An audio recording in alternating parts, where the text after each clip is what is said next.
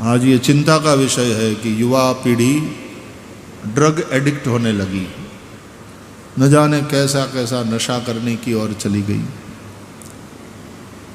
ये देश युवा है, इस वक्त सबसे ज़्यादा युवा हमारे राष्ट्र में। वे इन व्यसनों का स्वीकार न बने, नहीं तो अपना जीवन तो बर्बाद करेंगे, परिवार को भी दुखी दुखी कर देंगे। और राष्ट्र के काम आ सकती थी जो युवा शक्ति, वो राष्ट्र के लिए एक चिंता का विषय बन जाएगा। हर जगह ड्रग मिलने लगे हैं, पैसा, नशा, व्यापार करने वालों को पैसा चाहिए, इन लोगों को नशा चाहिए, चिंता का विषय है। इसलिए युवा अध्यात्म की ओर मुड़े, ये आवश्यक है। युवावस्था भोग की ओर न ले जाए, युवावस्था में योगी बने। युवा स्यात् साधु युवाध्यायकः आशिष्ठो दृढ़िष्ठो बलिष्ठः। अतः योगीश्वर भगवान शिव की वंदना करिए। युवक भोगी न बने, युवक योगी बने, क्योंकि भोगी बना तो भोगा न भुक्ता वयमेव भुक्ता, वो भोगा जाएगा। उसका तेज, उसका बल, उसका सामर्थ्य, उसकी क्रिएटिविटी, उसका उत्साह, सब कुछ खत्म हो जाएगा। और नशा करे तो समाधि का करे। भगवान शिव की वंदना, शिव योगीश्वर है।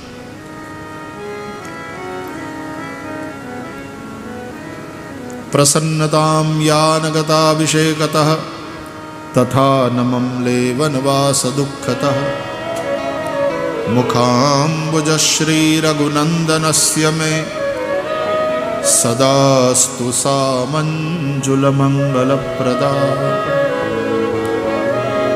युवाओं को तैयार रहना है। सफलता विफलता दोनों में तुम्हारी मनस्थिति, तुम्हारे मन का संतुलन बना रहे। राज्याभिषेक की बात सुन करके जो एकदम हर्षित नहीं हो गए, और वनवास की बात सुन करके राम जी एकदम दुखी नहीं हुए। भगवान राम की वो मुखाम्बुजश्री सदा हमारे लिए मंजुल मंगलप्रद बनो। दुखेषु अनुद्विग्न मनाः सुखेषु विगत स्पृहा। हर्ष शोक, सफलता विफलता, सम्मान अपमान, सुख दुख आदि द्वंद्वों में किस तरह से मन का संतुलन बनाए रखना और अपने ध्येय की ओर आगे बढ़ते रहना। युवा योगी बने और ये सीखे। युवावस्था में गृहस्थाश्रम में प्रवेश, सीताराम जी की वंदना तीसरे श्लोक में।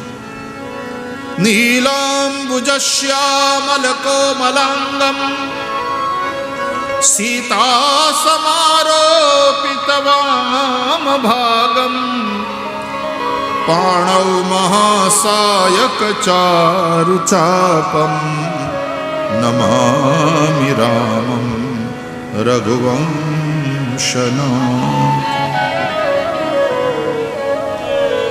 हमें सिंगल रहना है, हमें इस झंझट में फंसना नहीं, आदि आदि एक विचारधारा थोड़ी चेंज हो रही है। गृहस्थाश्रम बंधन का कारण नहीं बनता यदि ईश्वर का अवलंबन लेते हुए भक्ति भाव के साथ आगे बढ़ो। मदवार्ता यातयामानाम न बंधाय गृहा मताः, श्रीमद् भागवत में भी भगवान ने कहा। तो योगी गृहस्थी भी हो सकता, और गृहस्थाश्रम चारों आश्रम में इसलिए श्रेष्ठ है कि बाकी वाले तीनों आश्रम गृहस्थाश्रम के आधार पर रहते हैं।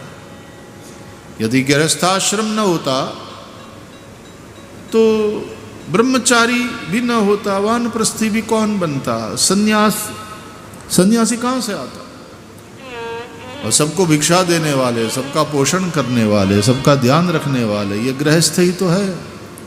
तो धन्यो गृहस्थाश्रम। तो गृहस्थाश्रम में प्रवेश और फिर वंश वृद्धि। आजकल उस जिम्मेदारी से भी भागते हैं युवक, और फिर मुस्कुराते हुए कहते हैं कि भाई देश की इतनी बढ़ती आबादी, कम से कम हमारा इतना कंट्रीब्यूशन है कि हम विवाह नहीं करते, और विवाह करते हैं तो हम बच्चे नहीं करेंगे। ठीक है, बाकी वाले बच्चे नशे से दूर रहे और अच्छा सेवा का काम करे तब तक ठीक है, लेकिन जिम्मेदारी से भागने के लिए यदि ये करते हैं तो ये उचित नहीं है। अयोध्या कांड के प्रारंभ में जो मंगलाचरण है वो बहुत कुछ कहता है। और श्री गुरु चरण सरोज रज, बहुत आवश्यक है गुरु की बहुत आवश्यकता है। गुरु बिनु भव निधि तरई न कोई, जो बिरंच शंकर सम हो।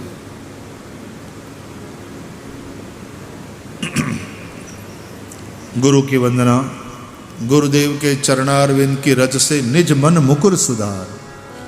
अपने मन को निर्मल बनाने की बात। युवावस्था में मन बिगड़े ये संभावना ज्यादा रहती है। कुसंग का शिकार बन जाए युवा, विषयों की ओर चला जाए। और आजकल तो जो कचरा आपको इजीली अवेलेबल है इंटरनेट के माध्यम से और फोन के माध्यम से, बड़ा खतरनाक खेल है। इससे युवाओं को बचाना ये अत्यंत दुष्कर कार्य है, लेकिन उतना ही जरूरी है। अतः किसी गुरु की सन्निधि में रहो। श्री गुरु चरण सरोज रज, निज मन मुकुर सुधार। बरनौ रघुबर बिमल जश, जो दायक फल चार। अयोध्या कांड की कथा में गोस्वामी तुलसीदास जी ने अयोध्या के सुख संपत्ति, महाराज दशरथ की कीर्ति, महाराज दशरथ की प्रसन्नता, उसका वर्णन किया है। और एक बार राजा राज दरबार में बैठे हैं, सब लोग कीर्ति का गायन कर रहे हैं, प्रशंसा हो रही है महाराज दशरथ की। उस समय राजा ने दर्पण में अपना चेहरा देखा। राय सुभाय मुकुर कर लीना, बदनु बिलो की मुकुट समकीना।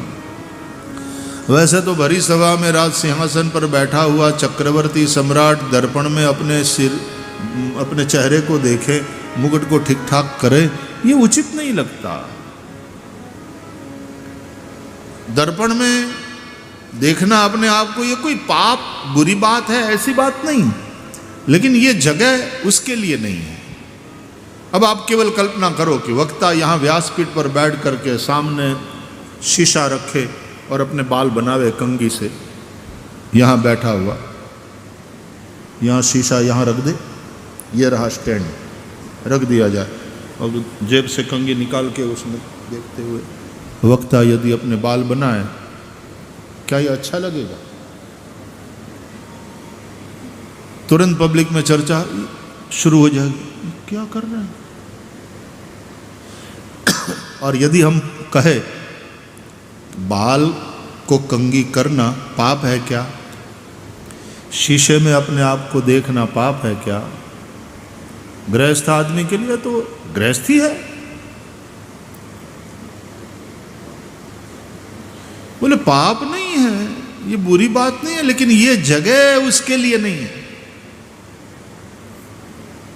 उतारे से तैयार होकर के आते। कई लोग तो मेकअप मैन भी रखते होंगे, पता नहीं मुझे, जरा ठीक ठाक बन ठन के ही आते हैं। ठीक है, हरि सुंदर है, हरि की कथा कहने वाले भी सुंदर हो, बढ़िया।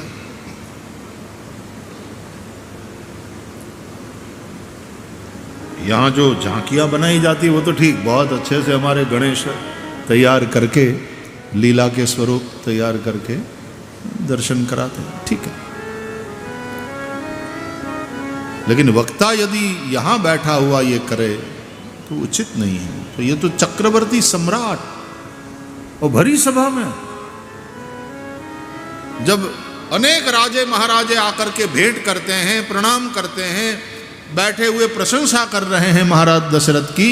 और उस वक्त दशरथ जी शीशे में अपना चेहरा देखे, मुकुट ठीक ठाक करें।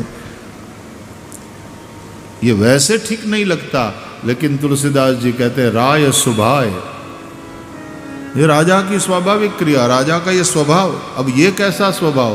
बोले जब सब लोग प्रशंसा कर रहे होते हैं तब राजा दर्पण में अपना मुख देखता है।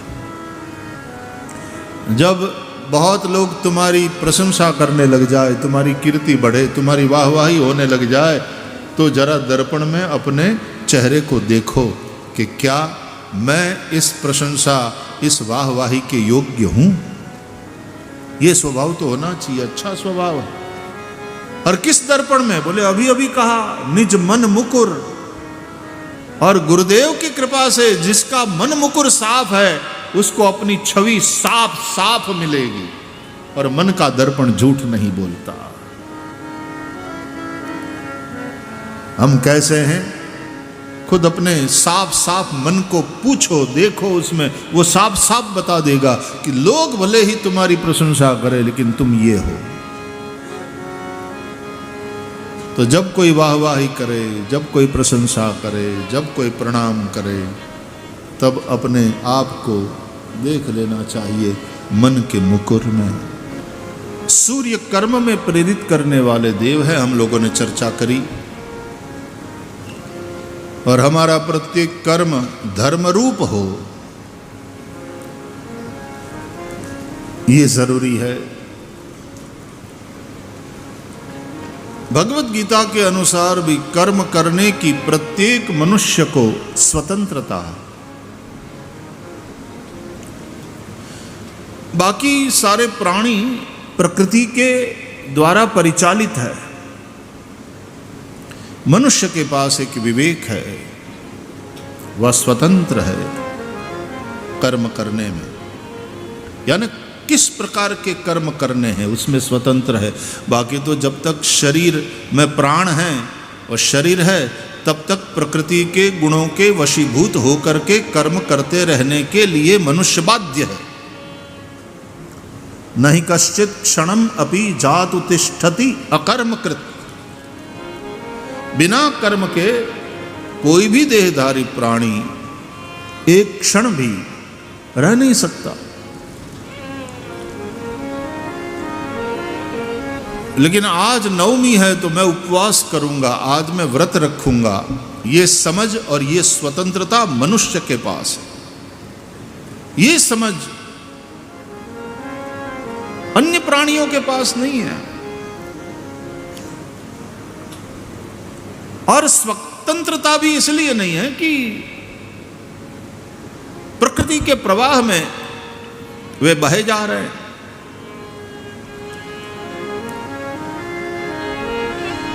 किसी शेरनी ने रामनवमी के दिन व्रत रखा हो, ऐसा सुना है जंगल में? हाँ, आपके घर की शेरनी रख सकती है। वो व्रत रखेगी और सबसे व्रत करवाएगी कि आज के दिन तो थोड़ा भूखा रहो, बच्चों को बहुत भूख लग रही है तो थोड़ा कुछ फलीकार के व्रत के हिसाब से जो भी खाना बनता है बनाकर खिलाएगी। कुल मिलाकर मनुष्य को व्रत के द्वारा अपने मन और अपनी इंद्रियों पर संयम रखने का अभ्यास कराया जाता है।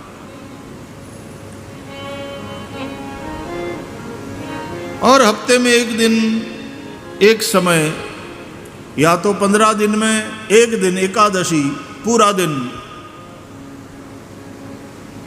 अनाहारी रहना, ये शरीर के लिए भी अच्छा है। हम रविवार के दिन छुट्टी मनाते हैं तो हमारे शरीर को छुट्टी नहीं चाहिए क्या? हमारी उनतड़ियों को भी अवकाश की आवश्यकता है। तो इस प्रकार का उपवास करने से आपका शारीरिक स्वास्थ्य भी सुधरता है, आपका मानसिक स्वास्थ्य सुधरता है, संयम का अभ्यास बनता है कि मैं रह सकता हूं।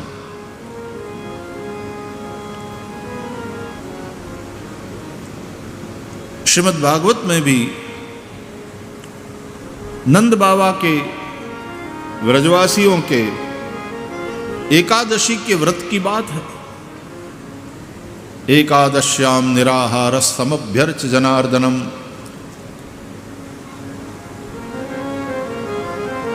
एक दिन निराहार, और निराहार रहने का संबंध केवल शरीर को आहार न देने से ही नहीं है,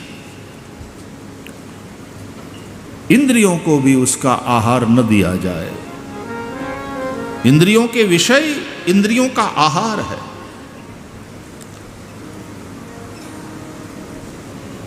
उस दिन इंद्रियों को उनके विषयों से दूर रखना, अब यह संभव है क्या? क्या चक्षु इंद्रिय अपने विषय रूप को नहीं देखेगी?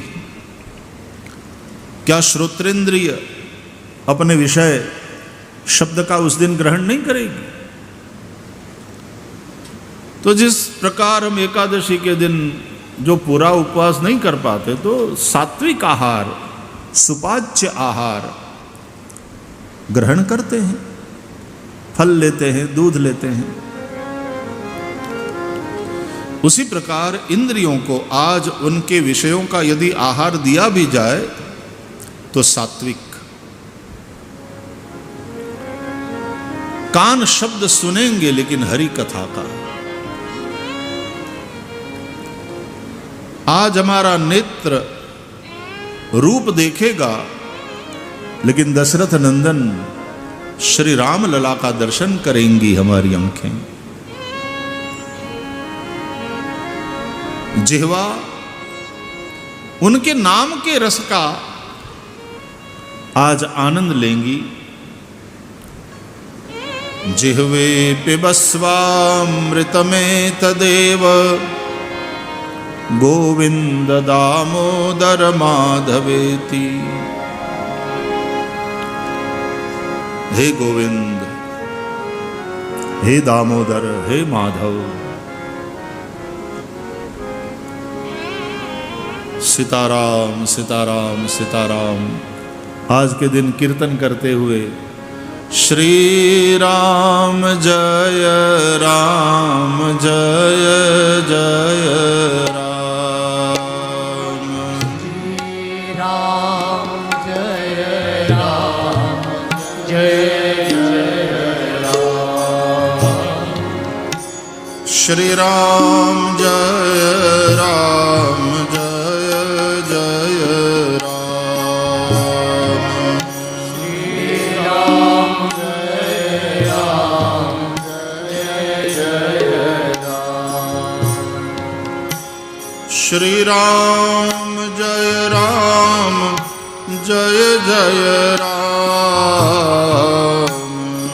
श्री राम जय राम जय जय राम। श्री राम जय राम जय जय राम।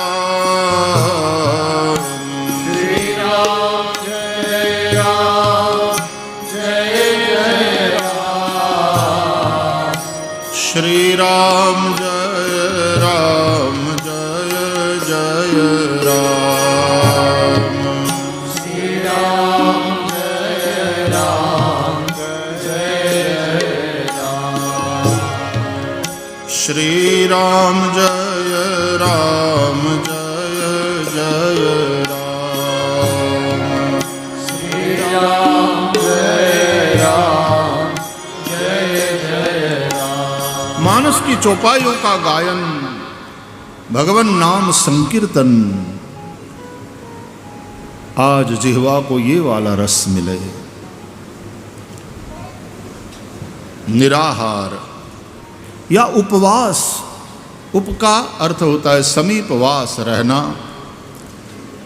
आज मन इंद्रियों से भगवान के समीप रहना है, आज संसार में नहीं जाने देना, ये संयम।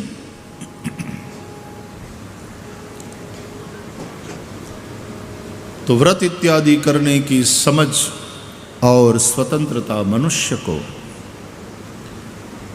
मनुष्य कर्म करने में स्वतंत्र है, मतलब करने में स्वतंत्र है, न करने में भी स्वतंत्र नहीं है।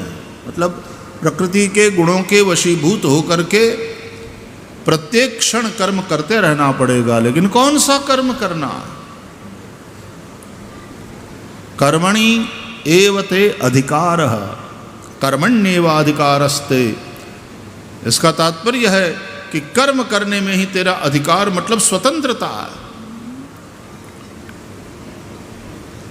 किस प्रकार का कर्म करना चाहता है, तू स्वतंत्र है। लेकिन मां फलेषु कदाचन, फल में तू स्वतंत्र नहीं। मतलब जिस प्रकार का कर्म करेगा उसका तुझे वैसा फल मिलेगा, और वो फल भोगने के लिए तू बाध्य है। अवश्यमेव भोक्तव्यम कृतम कर्म शुभाशुभम। अब जब कर्म करने में स्वतंत्र है तू, तो कौन सा कर्म करना चाहिए, क्या कर्तव्य है, क्या अकर्तव्य है, उसका विवेक तेरे पास होना चाहिए। भगवान श्री राम का चरित्र इसीलिए, कर्तव्य क्या है, अकर्तव्य क्या है, रामायण से ये सीखना। मां कर्म फल हेतुर्बुहु, केवल फल की आसक्ति को लेकर के ही कर्म मत कर। मुझे क्या मिलेगा इसमें, यही सोच, ये साधक की सोच नहीं है, ये तो व्यापारी की सोच। वो सौदा, इसमें मुझे क्या मिलेगा। प्रहलाद जी ने इतना कुछ सहा, भगवान का नाम नहीं छोड़ा, भगवान का मार्ग दृढ़ता से पकड़ के रखा। हिरण्यकशिपु ने इतना त्रास दिया, भरत जी च्युत नहीं हुए। फिर भगवान नरसिंह प्रकट हुए, हिरण्यकशिपु का उद्धार किया। दो बातें हुई, एक तो भगवान ने प्रहलाद से क्षमा मांगी, यदि तेरी सहायता में आने में मुझसे विलंब हुआ है तो क्षमा करना। दूसरी बात, वरम वृणीष्व, वर मांग ले, क्या दूं। और श्री प्रहलाद जी ने कहा कि प्रभु आपसे कुछ लौकिक चीज चाहने के लिए, जो आपका भजन करता है वो भक्त नहीं है, वो साधक नहीं है, सवई वणिक, वो तो व्यापारी है, वो भजन थोड़ी कर रहा है, वो तो सौदा कर रहा।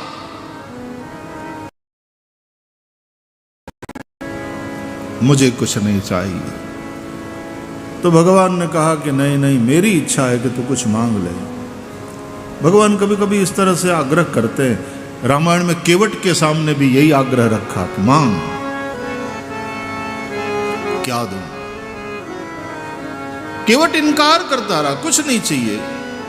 अब कछु नाथन चाहिए मोरे, दीन दयाल अनुग्रह तोरे। नहीं नहीं, राम जी ने कहा कुछ मांग ले, तूने मुझे गंगा पार कराया है, मैं देना चाहता हूं। भगवान ने कहा, आग्रह किया, सीता जी ने समझाया, अब तो लक्ष्मण जी ने भी समझाया, करे मांग ले। कब से प्रभु कह रहे हैं, बहुत कीन प्रभु लखन सिय, फिर भी नहीं कछु केवट ले। केवट ने कुछ नहीं लिया। आग्रह इसलिए कभी कभी किया जाता है कि यह भी एक कसौटी है। भगवान ने जब बहुत आग्रह किया प्रहलाद से, मांग ले मांग ले, अरे मेरी प्रसन्नता के लिए मांग ले, तुझे कुछ नहीं चाहिए, चल ठीक है, लेकिन मैं चाहता हूं, तुझ में कोई चाह नहीं है, अच्छी बात। अब कछुनाथन चाहिए मोरे, दीन दयाल अनुग्रह तोरे, लेकिन मेरे में चाह है कि तू मुझसे कुछ मांगे, कुछ मांग ले मुझे राजी करने के लिए। तो प्रहलाद जी ने कहा, ठीक है प्रभु, यदि आप राजी होते हो तो फिर मैं आपसे मांग लेता हूं, यही मांगता हूं ना किसी से कुछ भी न मांगू, बस ऐसी कृपा हो नाथ, बस यही मांगता हूं। ऐसे निष्काम भक्त को आप क्या दे सकते हैं? और सच मानिए कि इस प्रकार की निष्कामता उसको तृप्त कर देती है।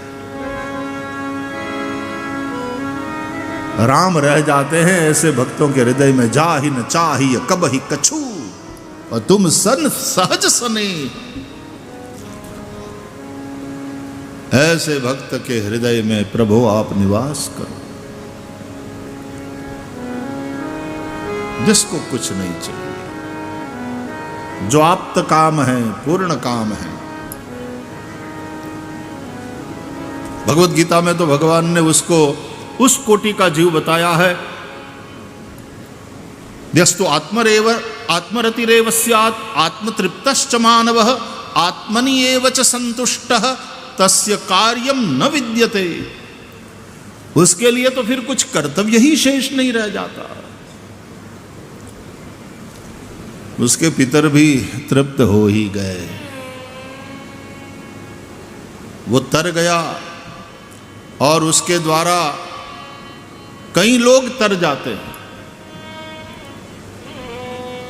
ये निष्कामता जो है, आजकल की दुनिया में आपको उल्टा सिखाया जाता है, पाओ पाओ कमाओ, चाहो, बिना चाहे कुछ नहीं मिलेगा।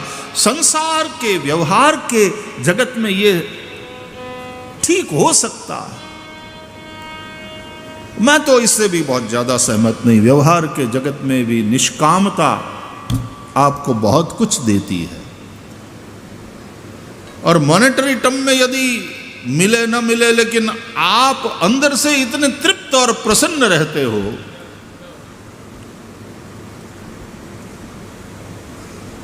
कुछ नहीं अपेक्षा थी और देखो ये सब मिल गया, अब इसका उपयोग करना।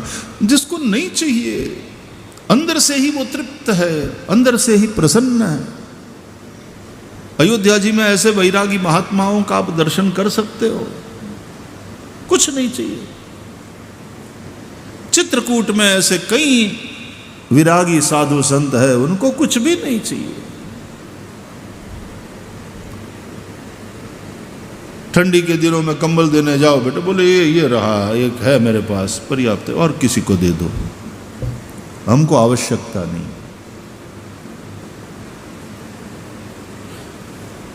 रेल यात्रा करते हो या हवाई जहाज में जाते हो, तो जितना कम सामान के साथ यात्रा करो, यात्रा सुविधापूर्ण होगी। अब तो ये हवाई जहाज वाले 15 किलो से ज़्यादा हो और पैसा मांगते हैं। कभी कभी तो जितनी टिकट उतना ही पैसा एक्स्ट्रा सामान का, बैगेज का लग जाता। कम सामान के साथ ट्रैवल करो तो सुखी रहोगे, सुविधा रहेगी। तो रेल में, हवाई जहाज में कम सामान के साथ ट्रैवल करने से अच्छा रहता है। तो जिंदगी की यात्रा में भी इतना सामान क्या जुटाना, जितना आवश्यक है। आज समस्या यह है कि आदमी अपनी आवश्यकताओं को बढ़ाता जा रहा है। किसी समय की जो लग्जरी थी वो आज नेसेसिटी बन गई है। तुम्हारी पूरी जीवन शैली बदल रही है, और इसलिए बहुत कुछ होने के बावजूद संतोष नहीं है, तो आदमी भीतर से अतृप्त, असंतुष्ट और दुखी है। वैरागी संत साधु भक्त, वो तो अभाव में आनंद लेने वाले, और जिस दिन अभाव से आनंद लेने का स्वभाव हो जाए, तब फिर कोई परिस्थिति तुम्हें दुखी नहीं कर पाएगी। तो भरत जी, श्री प्रहलाद जी ने कुछ नहीं मांगा, लेकिन भगवान ने दिया और प्रहलाद को मिला।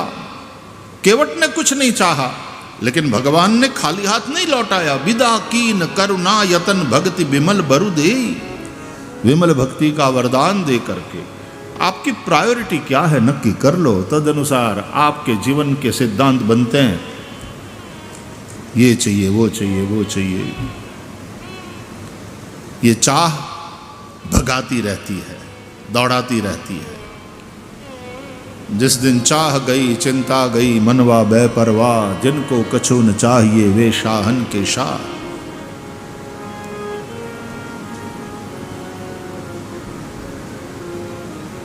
श्री राम ने इतना कुछ सहन किया, क्या चाहिए था प्रभु को? सूर्य वंश में राम है, आज सूर्य तिलक हुआ है राम के ललाट पर किरणों से। और हम लोगों ने कई बार कथाओं में चर्चा करी कि सूर्य से सीखो 3 बातें: no vacation, no expectation, no discrimination. No vacation. और मुझे कुछ चाहिए नहीं इसलिए मैं कुछ करूंगा नहीं, मैं क्यों करूं, मुझे कुछ चाहिए नहीं, ये भी अकर्मण्यता ना, वो भी नहीं। सूर्य नारायण से सबसे पहले ये सीखो कि अकर्मण्यता तो बिल्कुल नहीं। हर क्षण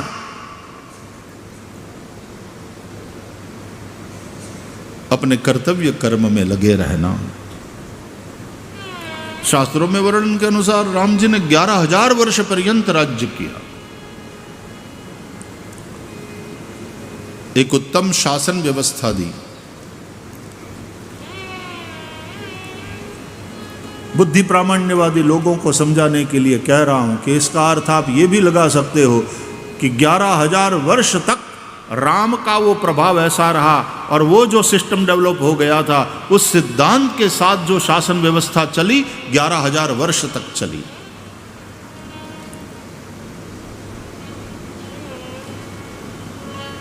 नो वेकेशन। सूर्य नारायण किस दिन छुट्टी पे गए? हम लोग छुट्टियां मनाते हैं गर्मियों में, ठंडी में। सूर्य नारायण छुट्टी पर नहीं जाते। जिस दिन सूर्य नारायण छुट्टी पर गए ना, 8वें मिनट में पृथ्वी पर जो जीव सृष्टि है वो समाप्त होना शुरू हो जाएगा, क्योंकि सूर्य की किरण को वहां से यहां पहुंचने में 8 मिनट और समथिंग सेकंड्स लगते हैं, क्योंकि जुग सहस्र जोजन पर भानु। सूर्य की किरण, अब तो विज्ञान कहता है प्रति सेकंड 1,86,000 माइल की गति से चलती है। हमको जो यहां कुमकुम में अनामिका डालकर और तिलक करने में जितना समय लगता है उससे तो बहुत कम समय में सूर्य नारायण ने तिलक कर दिया राम जी का, क्योंकि स्पीड देखो किरण की, प्रति सेकंड 1,86,000 माइल।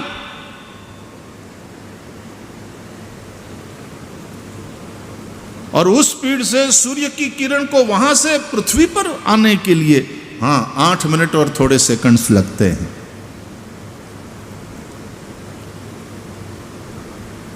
यदि सूर्य नारायण छुट्टी पर गए तो जीव सृष्टि समाप्त, 8 दिन नहीं बचेगी। No vacation. तो सूर्य नारायण ने ये अभिमान किया, अकल आ गई बच्चों, मेरे से सब चल रहा है, संपूर्ण सृष्टि का संचालन मैं कर रहा हूं, इसलिए चुकाओ, कर चुकाओ, नहीं तो वो धमकी वाली भाषा कभी है। तुम लोटा पानी चढ़ाओ न चढ़ाओ, तुम नमन करो न करो, नो एक्सपेक्टेशन। सूर्य क्या चाहते हैं बदले में तुमसे? कभी ठंडी के दिनों में तुमको सूरज की धूप अच्छी लगती है, तुम सूरज को बहुत अच्छा, और गर्मी के तेज धूप में सूर्य नहीं अच्छा लगता, वो धूप नहीं सुहाती। हे भगवान, सूरज तो आग उगल रहा है, कितनी गर्मी पड़ रही है।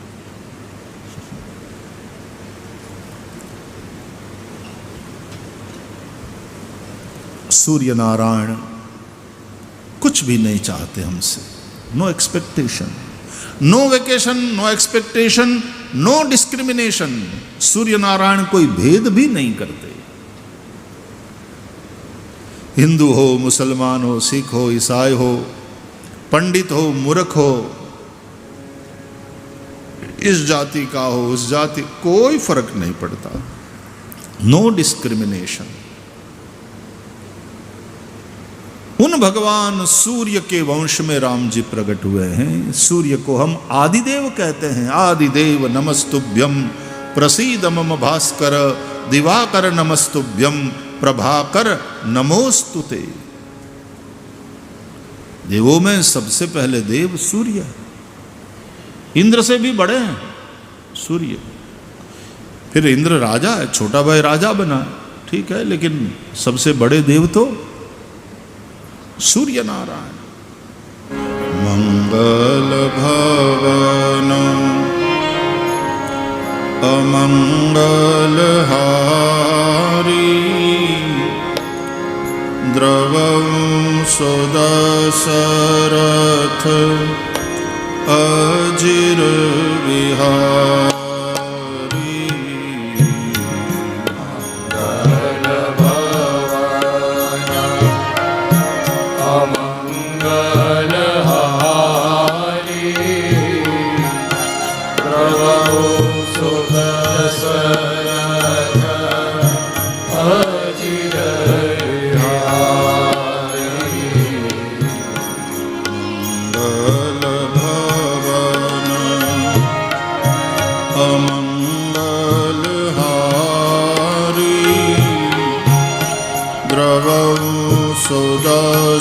सुदशरथ अजिर विहारी।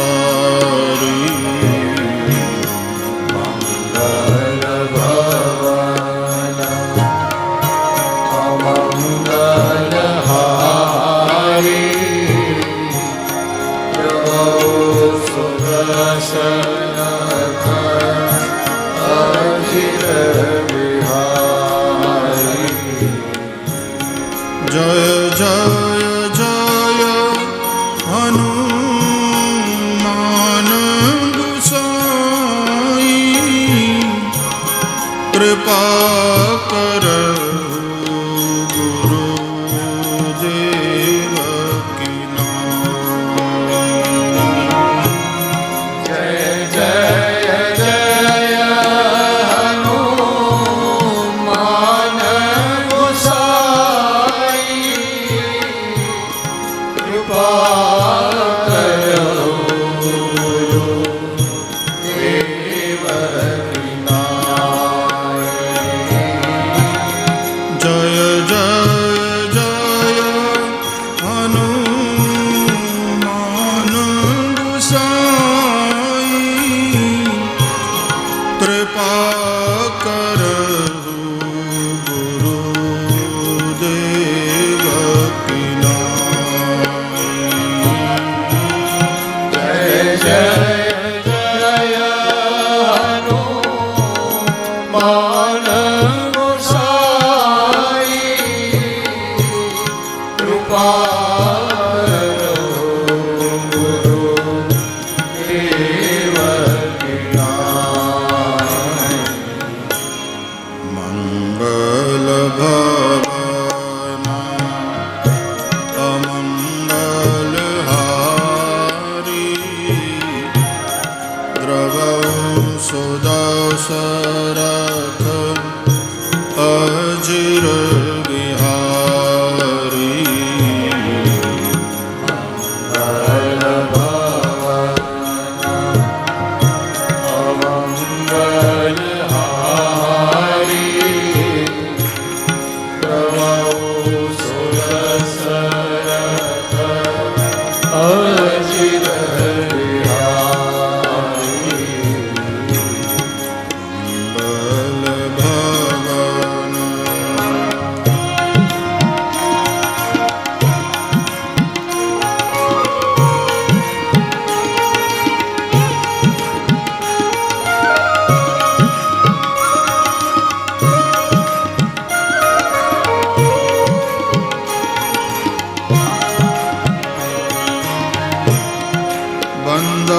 अवधपुरी अति पावनी,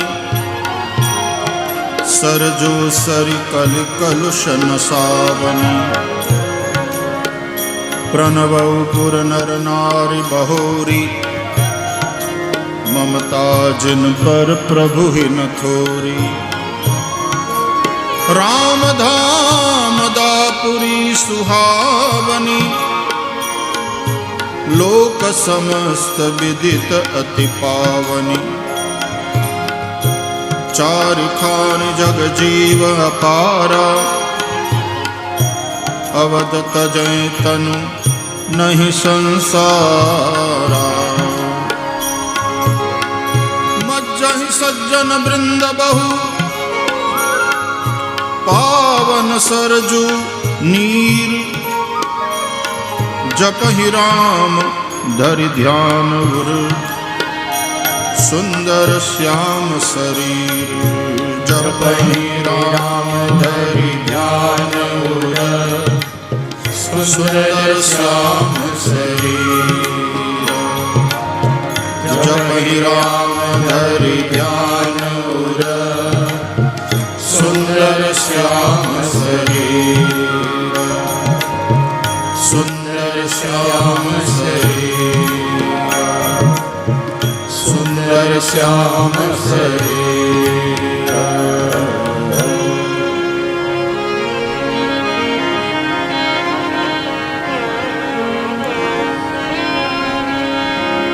बोलिए गोस्वामी श्री तुलसीदास जी महाराज की जय।